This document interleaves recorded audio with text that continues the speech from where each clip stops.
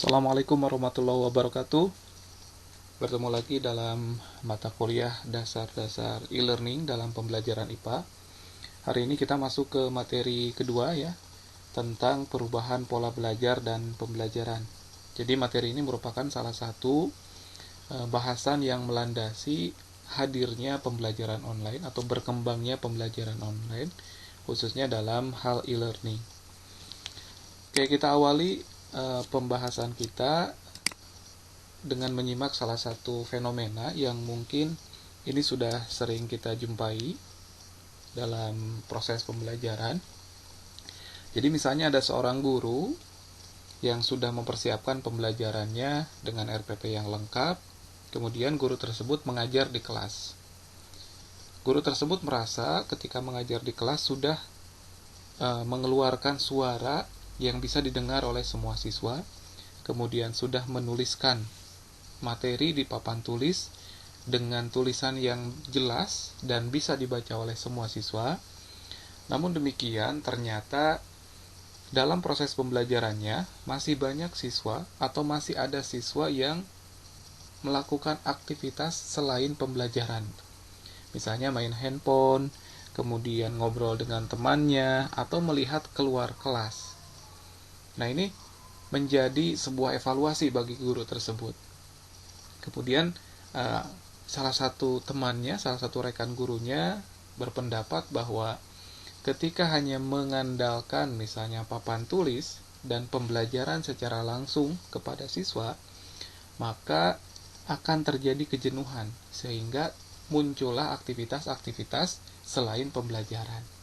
Nah, dari sanalah guru tersebut kemudian berpikir bagaimana caranya menghadirkan pembelajaran yang lebih menarik sehingga semua siswa bisa fokus mengikuti pembelajaran yang dilakukan. Nah, dari fenomena ini, dari masalah yang guru tersebut hadapi, maka kita pada materi ini kita akan melihat bagaimana pola perubahan belajar baik itu dari segi siswanya maupun bagi tantangan gurunya. Jadi kita akan melihat bagaimana karakteristik peserta didik sekarang dengan era yang sudah sangat berkembang seperti ini, dan nanti kita akan lihat bagaimana tantangan gurunya. Jadi misalnya anak-anak sekarang sudah sangat erat dengan dunia digital. Nah, apakah gurunya ini akan tetap melaksanakan pembelajaran secara tradisional yang hanya menyampaikan materi langsung, menulis di papan tulis, atau seperti apa? Nah, ini akan menjadi tantangan bagi guru. Jadi, pada pertemuan kali ini kita akan melihat bagaimana karakteristik siswa, bagaimana tantangan guru, sehingga nanti terlihat ada perubahan pola belajar dan pembelajaran yang harus dilakukan di dalam kelas. Nah, kita awali dengan karakteristik siswa ya, siswa yang akan kita hadapi. Jadi, siswa-siswi yang kita hadapi atau peserta didik yang kita hadapi itu mungkin secara umum sudah masuk pada kategori generasi Z. Oke. Jadi generasi ini nanti memiliki beberapa karakteristik yang dia itu baik secara perkembangan kognitif, psikologi, kemudian perkembangan secara fisik, itu ada yang berbeda dengan generasi-generasi sebelumnya, ya. Jadi siswa yang akan kita hadapi nanti adalah siswa-siswa yang berasal dari generasi Z. Nah, seperti apa ciri atau karakteristik dari generasi Z? Yang pertama tentu saja siswa-siswi atau karakteristik generasi Z ini adalah pasih teknologi. Mereka besar, tumbuh, hidup dengan dunia digital, dengan serba teknologi. Sudah tidak aneh kalau sekarang misalnya balita umur 1 tahun, 2 tahun itu sudah diberikan handphone gitu ya. Jadi secara tidak langsung mereka itu hidup dan tumbuh berkembang dengan teknologi. Nah, sehingga itu akan memberikan dampak ketika mereka nanti misalnya sudah tumbuh masuk sekolah dasar, sekolah menengah atas. Nah, itu mereka akan jauh lebih mahir dalam hal teknologi. Nah, peran kita sebagai seorang guru adalah bagaimana mengarahkan agar kemahiran atau kefasihan mereka dalam teknologi tersebut kita bisa arahkan dengan baik untuk hal-hal yang bermanfaat, khususnya dalam pembelajaran, gitu ya. Itu karakteristik yang pertama. Jadi hampir semua generasi Z itu memiliki kefasihan dalam hal teknologi. Kemudian yang kedua, karakteristik dari generasi Z itu adalah dalam hal dunia sosial. Kalau dulu misalnya interaksi sosial atau pertemanan itu terbatas bersama teman-teman yang sering ketemu secara langsung, atau teman kelas atau teman bermain di rumah. Nah, generasi Z itu memiliki karakteristik dia memiliki jejaring sosial yang lebih luas. Bahkan bisa antar negara, antar benua gitu ya. Jadi jaringan sosialnya itu tidak hanya sebatas pertemanan di sekolah atau pertemanan di rumah. Tapi dia punya teman di luar kota, di luar provinsi, di luar negeri. Jadi temannya atau jejaring sosialnya sangat luas. Karena ini sebagai salah satu dampak adanya media sosial. Yang dulunya mungkin kita akan kesulitan berkomunikasi dengan orang-orang yang ada di luar negeri, dengan adanya Instagram, Facebook, Twitter, itu akan mempermudah interaksi antara yang misalnya yang ada di Indonesia dengan yang di luar negeri. Oleh karena itu, tadi dukungan kefasihan teknologi, maka dampaknya adalah ke jejaring sosialnya pun akan lebih luas cakupannya. Oke, itu karakteristik yang kedua. Kemudian karakteristik yang ketiga, generasi Z ini memiliki karakteristik multitasking.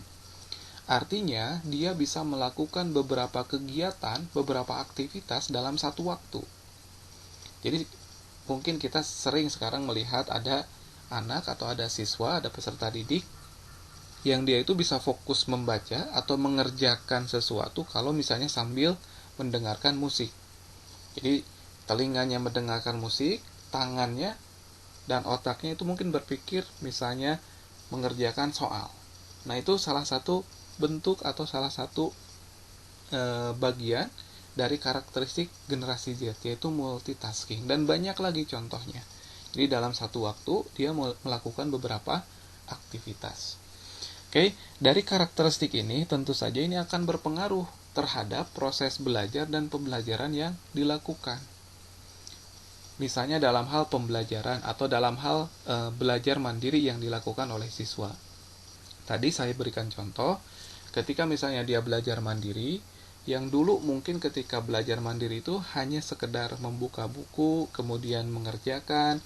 Nah, sekarang mungkin ketika untuk generasi Z, itu pola belajar mandirinya adalah misalnya harus sambil mendengarkan musik, kemudian baru dia bisa belajar, atau kegiatan-kegiatan yang lainnya gitu, ada berbagai aktivitas.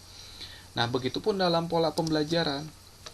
Nah, ini beberapa hal yang mungkin bisa dilakukan sebagai bentuk respon dari karakteristik generasi Z dengan tadi fasih teknologi, sosial jaringannya sangat luas, kemudian memiliki kelebihan multitasking. Nah, maka pendidikan pun atau dalam hal yang lebih sempit cakupannya pembelajaran pun harus menyesuaikan dengan karakteristik tersebut. Jadi pola-pola lama itu harus diubah menjadi pola yang baru menyesuaikan karakteristik generasi Z. Nah, di sini ada beberapa contoh. Di antaranya yang pertama, ketika pembelajaran itu menggunakan sarana multimedia. Jadi multimedia ini, multimedia pembelajaran yang di dalamnya terdiri dari lebih dari 2 objek media. Jadi ada audionya, ada visualnya, ada teksnya, ada gambarnya. Jadi di sana banyak objek-objek media yang ditampilkan kepada siswa. Kemudian yang kedua, pembelajaran berbasis internet. Nah, ini dengan tadi fasih teknologi, kemudian munculnya berbagai media sosial, maka pembelajaran pun bisa diarahkan dengan pembelajaran yang berbasis internet, jadi memanfaatkan internet. Kemudian yang ketiga, menggunakan media sosial. Nah, ini juga menjadi salah satu bentuk perubahan pola pembelajaran. Kalau dulu misalnya siswa diminta untuk membuat proyek. Nah, proyek tersebut kemudian dibawa ke sekolah, kemudian disetorkan ke guru untuk dinilai. Nah, sekarang pembelajaran atau pengumpulan media atau pengumpulan proyek yang dibuat oleh siswa tersebut itu bisa melalui media sosial. Misalnya dia membuat proyek merancang alat energi alternatif. Nah, maka dari tahapan awal sampai tahapan akhir dia bisa melakukan perekaman. Dia video dari awal sampai akhir, kemudian hasilnya dia upload di media sosial. Nah, itu sebagai bagian dari integrasi media sosial dalam pembelajaran. Sehingga nanti guru bisa melihat pekerjaannya lewat media sosial tersebut. Bahkan bukan hanya guru yang bisa menilai, teman-teman sejawat di kelasnya itu bisa menilai bagaimana kualitas dari proyek yang dilakukan. Bahkan orang yang di luar kelasnya pun bisa memberikan penilaian, misalnya dengan cara like atau memberikan komentar. Oke, jadi itu salah satu bentuk integrasi atau pelibatan media sosial dalam pembelajaran. Kemudian yang keempat, pembelajaran untuk generasi Z itu yaitu bobot praktek minimal 40%. Jadi kita tahu bahwa tadi mereka memiliki multitasking yang kuat, kemudian sosial atau jejaring sosial yang sangat luas, kemudian kefasihan dalam teknologi, maka banyak kegiatan atau aktivitas pembelajaran itu diharapkan yang lebih mengasah pada skill, keterampilan gitu. Tidak hanya sekedar pengetahuan. Sehingga di sini kalau bisa pembelajarannya itu atau bobot penilaiannya itu lebih dominannya adalah pengembangan keterampilannya atau dari segi keterampilannya dibandingkan dengan pengetahuannya. Kemudian yang selanjutnya, yang kelima, itu mengedepankan eksistensi siswa. Nah, ini eksistensi siswa ini penting di era sekarang dengan karakteristik generasi Z yang tadi, yang suka show up, jejaring sosialnya luas. Nah, eksistensi ini tadi bisa dilakukan dengan cara misalnya dia mengupload karya-karya pembelajarannya. Mengupload, kemudian kita berikan keleluasaan kepada mereka untuk menyebarluaskan linknya, kemudian minta untuk dikomentari atau di like dan sebagainya. Itu sebagai bentuk eksistensi dari proses pembelajaran yang dilakukan. Kemudian selanjutnya, memperbanyak persentase komunikasi siswa. Nah, ini karena tadi mereka secara jejaring sosialnya sangat kuat dan sangat luas, maka komunikasi di dalam kelas itu penting. Itu jadi tidak hanya sekedar siswa mendengarkan materi saja, tapi harus banyak kita berikan stimulus supaya terjadi diskusi. Diskusi, kemudian antar orang itu berpendapat, kemudian bisa dalam bentuk kelompok untuk kolaboratif, kemudian nanti ada penyampaian dan sebagainya. Jadi di sini pembelajaran atau pola pembelajaran yang hanya satu arah dari guru ke siswa untuk generasi Z ini mungkin akan mengalami banyak tantangan gitu ya, dibandingkan dengan pembelajaran yang mungkin kita gunakan dengan memperhatikan tadi sarana multimedia, kemudian internet, media sosial, pengembangan keterampilan, eksistensi sampai pada bentuk komunikasi. Oke, jadi seperti itu ya bentuk pendidikan atau pembelajaran yang bisa kita lakukan sebagai respon dari karakteristik generasi Z yang 3 tadi. Oke, selanjutnya tantangan bagi guru. Jadi kalau tadi dari segi karakteristik siswanya, siswa generasi Z, maka gurunya pun tidak boleh diam gitu. Harus mengupgrade. Nah, salah satu tantangannya adalah dalam hal ini ada dua terminologi ya, ada PCK, ada TPACK. Oke. Nah, apa itu PCK? Jadi PCK ini merupakan integrasi ya antara PK, pedagogical knowledge, dan content knowledge. Jadi kalau sebelumnya guru itu harus memiliki keterampilan ini atau pengetahuan tentang pedagogi. Jadi bagaimana model pembelajaran, bagaimana karakteristik psikologi siswa, kemudian bagaimana misalnya tentang strategi pembelajaran, penyusunan tujuan pembelajaran, penyusunan instrumen penilaian. Nah, itu adalah pedagogical knowledge. Bagaimana misalnya mengelola kelas. Itu termasuk pada pedagogical knowledge. Kemudian content knowledge ini berkaitan dengan profesionalitas seorang guru pada bidangnya.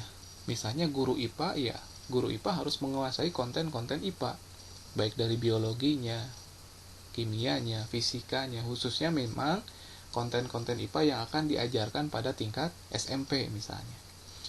Nah, irisan antara PK dan PCK, maka muncullah yang dinamakan PCK. Jadi PCK itu keterampilan pengetahuan seorang guru tentang bagaimana mengemas materi atau konten IPA dengan strategi-strategi yang sesuai dengan perkembangan anak, dengan kondisi kelas, sehingga nanti akan muncul media yang cocok apa, model pembelajaran yang sesuai apa, metode yang digunakan apa, bentuk penilaiannya seperti apa. Jadi PCK ini kita atau seorang guru tersebut memahami karakteristik konten materinya, materi IPA yang akan disajikan, yang akan dibawakan, kemudian memahami juga cara penyajiannya seperti apa, yang sesuai dengan kondisi kelas, karakteristik siswa, dan sebagainya. Nah, namun dalam perkembangannya, PCK saja sekarang tidak cukup, karena sekarang sudah mengarah pada digitalisasi dalam pembelajaran pun. Maka ada satu keterampilan lagi atau satu pengetahuan lagi yang harus dimiliki oleh seorang guru, yaitu technological knowledge. Sehingga irisan antara pedagogical knowledge, kemudian content knowledge, dan technological knowledge itu akan menjadi sebuah irisan yang dinamakan TPACK. Technological, Pedagogical, Content Knowledge. Oke, seperti apa TPACK itu? Nah, kita lihat tabel ini. Jadi ini komponen-komponen TPACK. Ada 7 ya. Yang pertama TK, Technological Knowledge. Jadi ini pengetahuan dasar tentang teknologi. Jadi seorang guru itu sekarang harus memiliki kemampuan dasar dalam mengelola teknologi. Minimal misalnya mengerti tentang Excel. Bagaimana membuat rata-rata. Bagaimana misalnya membuat tabel frekuensi dan sebagainya. Itu kan pengetahuan dasar tentang Excel yang itu akan bermanfaat sekali. Atau bagaimana mengelola sebuah PowerPoint sehingga menyajikan materi secara baik gitu. Jadi tidak hanya sekedar copy paste tulisan saja semuanya, tapi bagaimana kita menghadirkan PowerPoint yang di sana itu kita yang ditampilkan adalah poin-poinnya.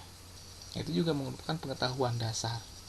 Bagaimana misalnya penggunaan laptop, penggunaan berbagai LMS, misalnya Google Classroom.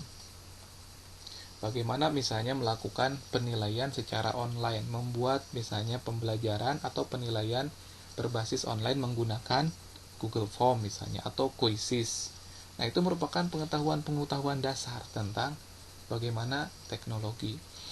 Kemudian yang kedua ada PK, Pedagogical Knowledge, tadi sudah disampaikan, ini kaitannya dengan bagaimana metode dan strategi mengajar. Lebih dari itu sebenarnya Pedagogical Knowledge juga berkaitan dengan bagaimana kita memahami karakteristik peserta didik kita. Kemudian ada CK, nah ini Content Knowledge, nah ini berkaitan tadi dengan materi yang diajarkan. Kalau kita IPA, maka kita harus menguasai materi IPA tersebut. Kemudian ada TPK.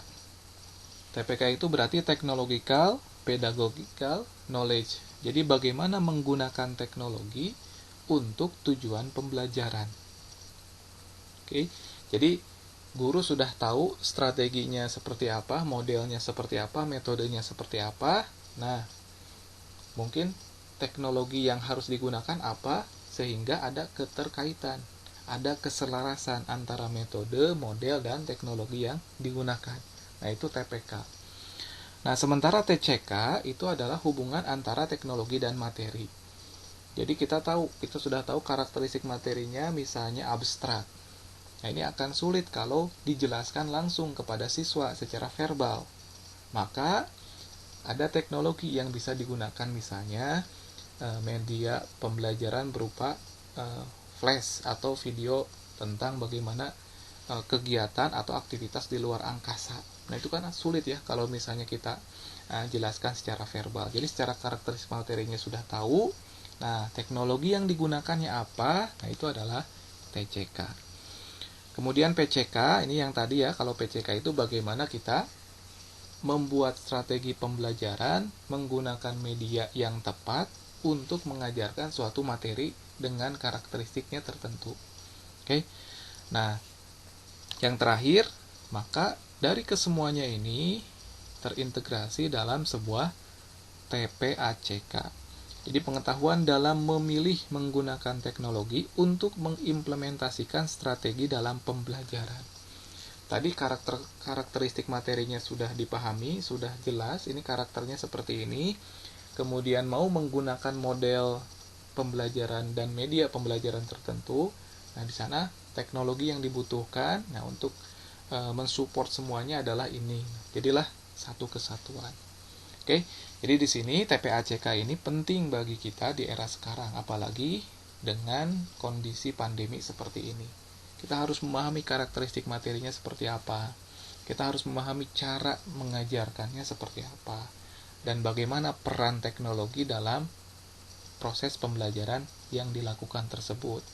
Oke, seperti itu ya, jadi TPACK. Jadi tantangan bagi guru sekarang tidak hanya sekedar PCK, tapi harus TPACK. Technological knowledge-nya pun harus diasah gitu ya. Oke, seperti itu. Selanjutnya, nah, dampaknya adalah, efeknya adalah bagi siswa dan guru, maka kedua komponen atau kedua subjek yang terlibat dalam pembelajaran tersebut harus memiliki literasi TIK. Sekarang gurunya sudah melek teknologi, tapi misalnya siswanya masih kurang, itu akan sulit. Sebaliknya, siswanya sudah melek teknologi, sudah literate terhadap TIK, tapi gurunya belum terlalu melek, itu juga akan kesulitan. Maka guru dan siswa di sini sama-sama harus memiliki literasi TIK. Literasi TIK itu apa? Literasi TIK adalah kemampuan untuk menggunakan teknologi digital, alat komunikasi, dan atau jaringan dalam ya. Nah, ini mendefinisikan, mengakses, mengelola, mengintegrasikan, mengevaluasi, menciptakan, dan mengkomunikasikan. Ini bagian-bagian dari literasi TIK. Kemudian, selain itu, literasi TIK juga berkaitan dengan bagaimana kita mengakses informasi yang baik dan legal dalam rangka membangun masyarakat yang berpengetahuan. Jadi, sederhananya, literasi TIK itu selain kita bisa menggunakan teknologi digital, alat komunikasi, kemudian jaringan dalam seperti internet dan sebagainya, kita pun harus bisa mendefinisikan, jadi mengakses informasi seperti apa, mengelola informasi itu seperti apa, kemudian kalau sudah dikelola, diintegrasikan informasi tersebut, kemudian mampu mengevaluasi informasi sehingga nanti bisa terhindar dari hoax. Oh, ini beritanya tidak akurat, maka jangan disebar luaskan. Oh, ini beritanya sudah valid, sumbernya ada jelas, nanti boleh disebar luaskan. Menciptakan, di sini pun ketika tadi kita sudah mengelola informasi, kemudian mengintegrasikan informasi, kemudian sudah mengevaluasi informasi, maka kita pun bisa menciptakan atau meng-create something, menulis tulisan tertentu tentang misalnya yang mengedukasi dalam hal COVID. Nah, itu bisa kita tulis dan bisa kita komunikasikan juga, baik itu secara lisan maupun secara tulisan. Oke. Jadi pada akhirnya guru dan siswa ini harus sama-sama melek teknologi atau melek TIK. Sehingga perubahan-perubahan tadi, pola misalnya dari karakteristik siswanya, dari tantangan gurunya, itu bisa menjadi satu kesatuan yang utuh dan bisa berjalan beriringan sehingga sama-sama berkembang. Oke. Nah, selanjutnya berkaitan dengan pola pembelajaran, menurut Barry Morris itu ada 4. Nah, kita nanti lihat ya, pola pembelajaran seperti apa yang biasanya kita lakukan atau biasanya kita amati. Di sini ada 4 pola. Yang pertama, pola pembelajaran tradisional 1. Yang kedua, pola pembelajaran tradisional 2. Yang ketiga, pola pembelajaran guru dan media. Yang keempat, pola pembelajaran bermedia. Oke, kita lihat yang pertama. Nah, ini pola pembelajaran tradisional 1. Jadi ketika kita akan mengajar, tentu saja kita harus menganalisis tujuan ya. Menganalisis tujuan. Setelah itu kita melakukan analisis materi yang akan kita ajarkan. Kemudian analisis strategi pembelajarannya seperti apa. Nah, ini guru, kemudian siswa. Jadi materi-materi yang tadi sudah sudah disiapkan dengan metode tertentu oleh guru, maka itu akan disampaikan kepada siswa. Nah, ini yang dinamakan pola tradisional 1. Kalau kita lihat alurnya atau polanya, di sini guru tidak menggunakan apapun untuk penyampaian isi dari materinya. Jadi, strategi yang digunakan adalah strategi transfer pengetahuan. Guru menyampaikan secara langsung kepada siswa mengenai materi tertentu. Misalnya mengenai materi keanekaragaman. Jadi guru hanya menyampaikan keanekaragaman itu apa, contohnya itu apa, kemudian penjelasan-penjelasan lainnya seperti apa, itu disampaikan secara langsung, atau di sini disebutnya one way interaction. Jadi hanya satu arah saja. Guru yang menyampaikan materi, siswa mencatat, mendengarkan. Nah, ini pola pembelajaran tradisional. Oke. Nah, nanti kita bandingkan mana yang mungkin efektif dengan karakteristik generasi Z yang sekarang. Kemudian yang kedua, ada pola pembelajaran tradisional 2. Nah, ini kalau kita lihat polanya, jadi yang pertama sama tujuan, yang kedua penetapan isi dan metode juga sama. Nah, di sini guru dengan media. Artinya guru dibantu dengan media atau menggunakan media tertentu. Kemudian materi dengan media ini atau materi yang sudah ditentukan, metode pembelajaran yang sudah ditentukan. Nah, guru sampaikan kepada siswa melalui sebuah media. Nah, yang menjadi poin penekanan di sini, peran guru dibantu oleh media atau alat dalam kegiatan pembelajaran untuk menyampaikan isi atau materi pembelajaran. Jadi, pada pola ini, guru dibantu. Jadi, dibantu oleh media. Misalnya, untuk contoh dari pola pembelajaran 2 ini adalah seorang guru IPA misalnya sedang menyampaikan materi tentang hukum Newton.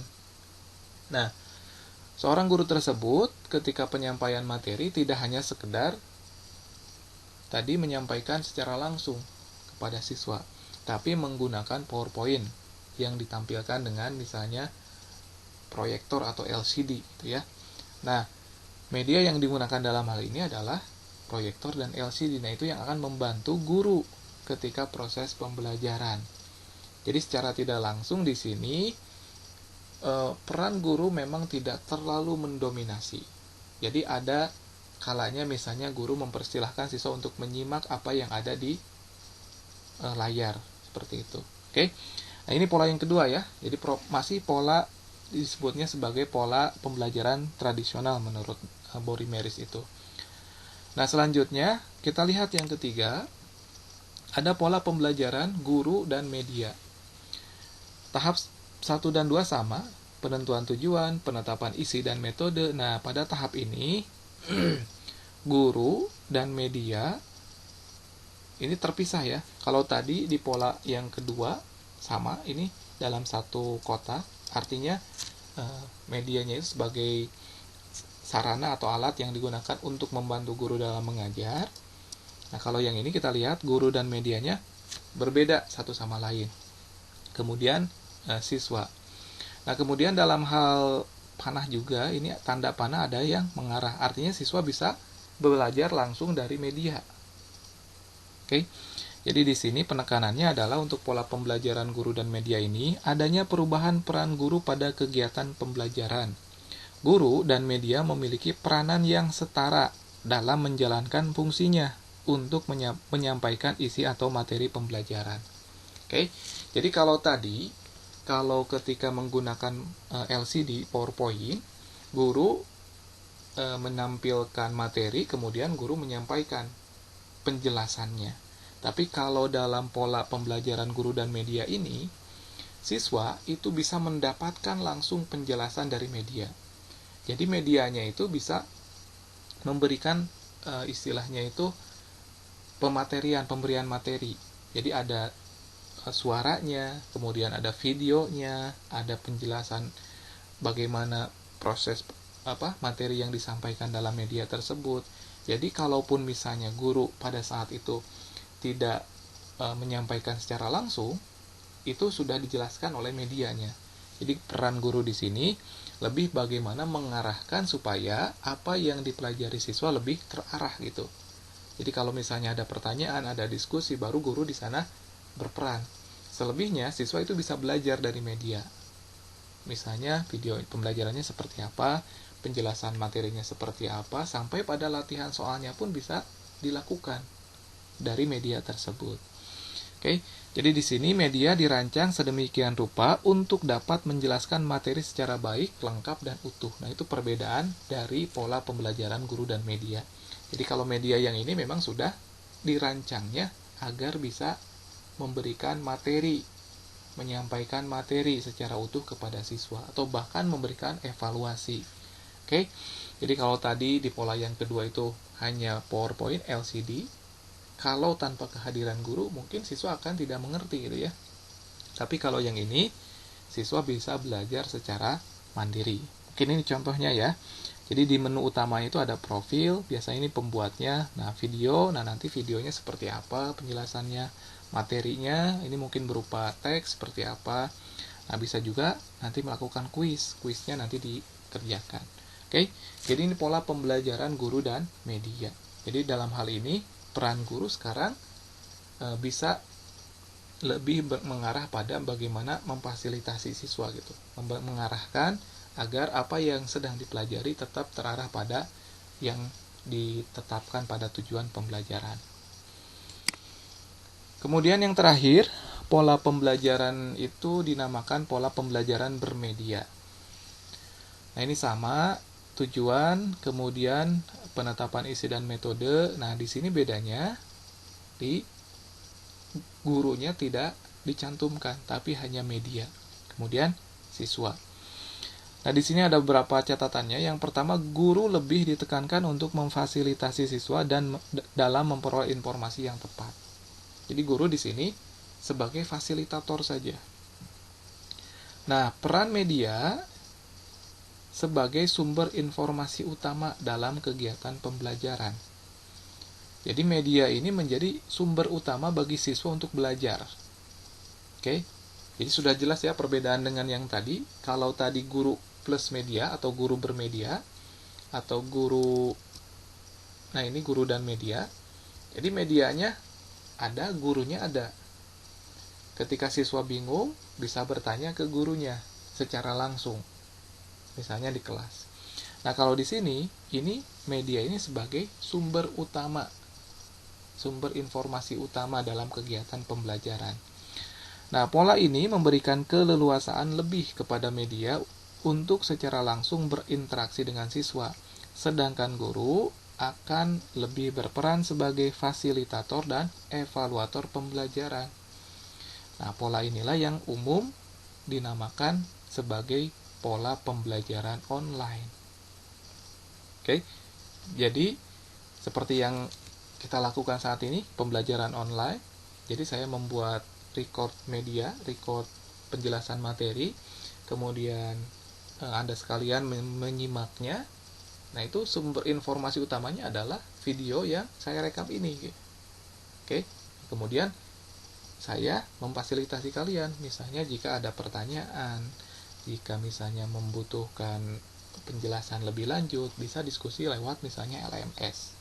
Oke, ataupun sebagai evaluator saya juga bisa bertindaknya. Bagaimana media ini bisa memberikan informasi kepada para mahasiswa berkaitan dengan mata kuliah materi ini itu. Oke. Jadi seperti itu ya pola pembelajaran bermedia ini. Jadi menjadikan media sebagai sumber informasi utama dan memberikan keleluasaan kepada media untuk berinteraksi dengan siswa. Oke. Jadi dari keempat pola yang sudah kita pelajari, ya, pola inilah yang kemudian sering kita sebut sebagai pembelajaran online. Oke, seperti apa model-model pembelajaran online? Nah, itu akan kita bahas minggu depan. Jadi kita sudah sampai sekarang pada pola pembelajaran online-nya dulu dibandingkan dengan pola-pola pembelajaran yang sebelumnya yang sudah ada gitu ya. Nah, ini salah satu dasar pola pembelajaran online. Nah, minggu depan kita akan bahas bagaimana model pembelajaran online itu. Oke, mungkin seperti itu untuk materi hari ini. Terima kasih sudah menyimak. Seperti biasa, jika ada pertanyaan silahkan nanti kita diskusi di forum tanya jawab di LMS. Jadi pada intinya, kesimpulannya, pola belajar dan pembelajaran itu akan sangat dipengaruhi oleh beberapa faktor. Di antaranya tadi karakteristik siswa. Jadi kita tidak bisa menutup mata bahwa siswa sekarang itu jauh lebih berkembang daripada siswa generasi sebelumnya. Maka dalam hal pola pembelajaran yang kita sajikan pun itu harus menyesuaikan. Apakah tadi menggunakan pola 2, pola guru dan media, atau pola pembelajaran bermedia. Untuk pola yang pertama tadi pola tradisional atau one interaction way gitu ya, secara langsung. Nah, itu mungkin perlu kita melakukan pengemasan yang lebih baik lagi sehingga tidak jenuh, tidak membuat siswa tidak fokus dalam pembelajarannya. Oke, mungkin itu saja yang bisa saya sampaikan. Terima kasih sudah menyimak. Kita akhiri. Assalamualaikum warahmatullahi wabarakatuh.